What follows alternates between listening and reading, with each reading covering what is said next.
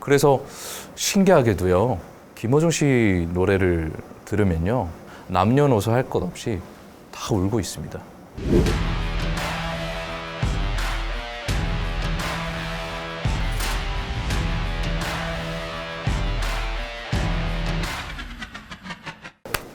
와, 야, 이 노래를 드디어 듣게 되네요. 김어중 씨 음악을 들으면요, 사실 약간 동병상련이라고 할까요? 이렇게 부를 것 같다, 이런 생각도 들고 더 이렇게 공감대가 더 앞서요. 왜냐면은 저도 클래식을 전공하면서 또 대중음악을 부르기도 하는, 이렇게 크로스오버 음악을 하다 보니까 이렇게 불렀을 것 같아, 아 이런 심정으로 불렀구나, 이런 게 너무나 공감이 돼서 조금 더 재밌고 조금 더 흥미롭게 이렇게 파고들게 되는 것 같습니다. 사실 이 노래를 부른 무대 자체는 전통가요를 보여주는 무대라기보다는 제대로 된 크로스오버, 오페라 테너로서 이렇게 선보여준 무대가 아닐까라는 생각이 듭니다.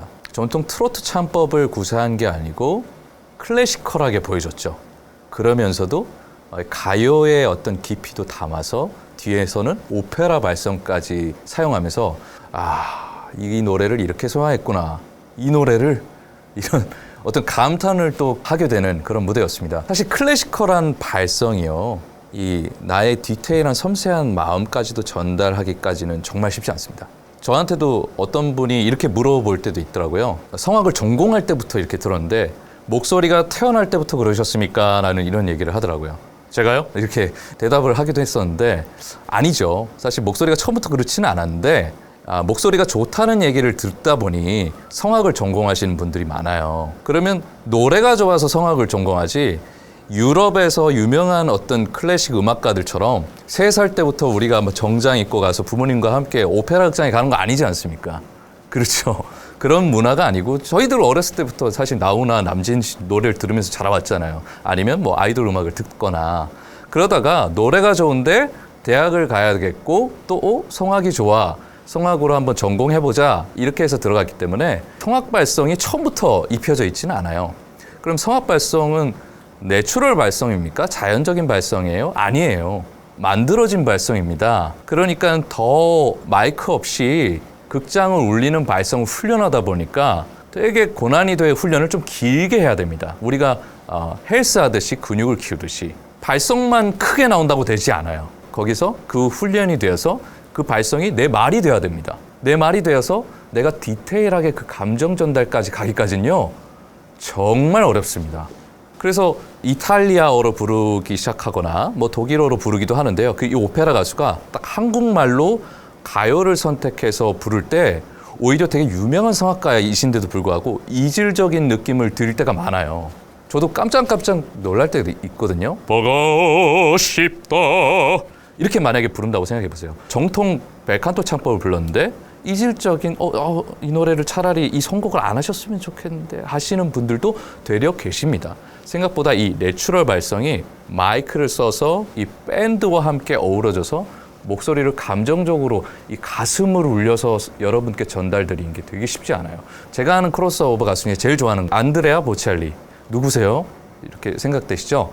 Time to say goodbye, 이 노래 부르신 분. 이상하게 이분 음악을 들으면요, 정통 클래식 발성을 고음으로 딱 쳐주시는데도 뭔가 슬퍼요. 그럼 우리나라에는 트바로티가 있다. 사실 어느 60대 노부부 이야기라는 이 노래 자체가 사실 포크송이고 김광석 씨가 딱 떠올려지잖아요. 이 노래를 불러서 이 커다란 산을 넘어서 완벽하게 다른 색깔로 불렀을 때 사실 좀 두렵긴 해요. 저도 솔직히 선곡하기가 되게 쉽지 않았겠다라는 생각을 했어요. 근데 완전히 뒤바꿔 버리죠. 클래시컬하게 편곡을 했고 계속 분위기가 전환되면서 고조되고 드라마틱하게 오페라 발성을 써버립니다. 오페라 발성을 써버리면 어느 노부부 이야기인데 이런 포크송의 감성적인 어떤 그런 것들이 깨지지 않을까? 라는 생각이 들었는데 어땠습니까? 와, 관객을 딱 비치는데요, 모든 사람이 울고 있어요.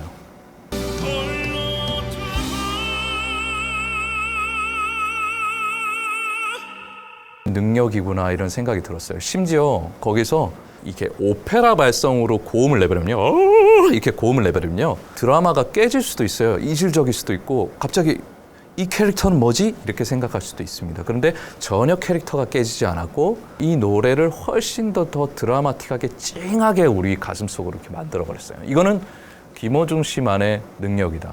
색다르면서도 상당히 이 가사말을 가슴 깊이 잘 전달을 했다. 그래서 신기하게도요, 김어중 씨 노래를 들으면요, 뭐 어떤 노래를 들으면 진짜 좋다. 와, 이 노래는, 이 사람은 정말 테크닉이 뛰어나. 와, 고음 역시. 와, 이렇게 생각하잖아요.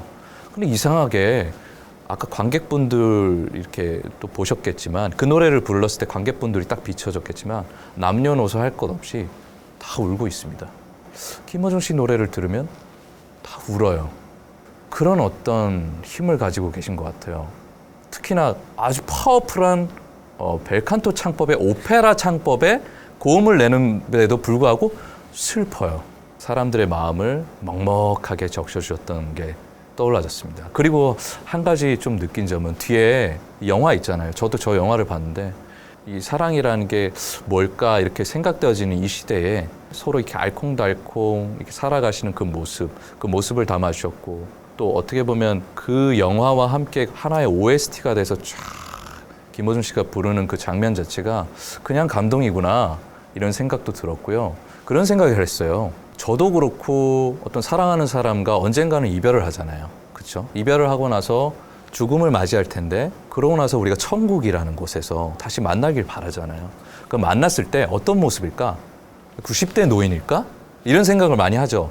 근데 저는 이렇게 생각해요. 가장 건장하고 가장 멋있는 모습으로 만나지 않을까? 어떤 세월의 어떤 흔적으로 이 노래를 부를 수 있겠지만 김어중 씨는 가장 젊고 가장 멋진 모습으로 사랑하는 사람과 딱 마주했을 때 그 음성이지 않나. 혹시나 사랑하는 사람과 저 멀리 계시다면 그 사람과 다시 만났을 때, 그쵸?